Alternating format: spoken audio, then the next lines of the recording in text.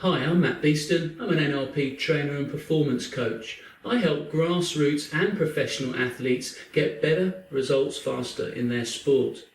In this video, I will give you 7 strategies you can use in your sport to gain focus and concentration. Now, in all sports, people know the importance of focusing the mind and focusing on concentration whilst in the throes of their sport. In fact, without this ability to focus and concentrate in the key moments, winning would be elusive. The thing is, when we are focusing in the moment, paying attention to something, we are still absorbing huge amounts of information unconsciously. We'll be taking in information from our environment visually, we'll be hearing the sound of the crowd, or we'll be holding and feeling the sports equipment. We will be interpreting our opponent's movements, and we may be actually experiencing feelings and sensations attached to our performance. The key here is, when all that is going on, how do we make sure our attention and focus is on what it needs to be? If we can become aware of when our minds wander off and when we lose that focus, we can quickly use these strategies to refocus our minds in the present. Here are 7 strategies to practice and use to reset and refocus your mind. Number 1, come up with a ritual or anchor for a specific skill that's obviously displayed in your sport. So, basically a routine or something you do every time you perform that skill. I recently worked with a young tennis player. Each time he served, he tapped the sole of his foot with his racket. For him, this was a reset and started his serving routine. It gave him focus, and once he did it, his service routine would almost go on autopilot. Number 2, whilst training and in competition, practice narrowing your attention at key moments. You might just focus on a particular spot or part of your environment that will help you execute the skill. Number 3, practice focusing what is salient and what is important, whilst at the same time tuning out to other sensory-based information like sounds and movements.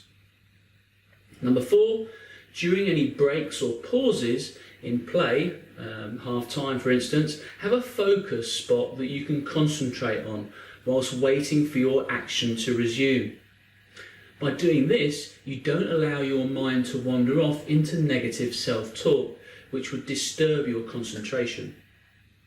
Number 5, practice making your focus of attention on your body or a part of your body.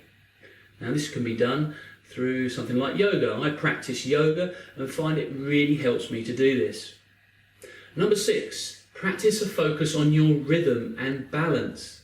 Any sports that have a rhythm to them, things like rowing, cycling or running, can really help you stay in the moment.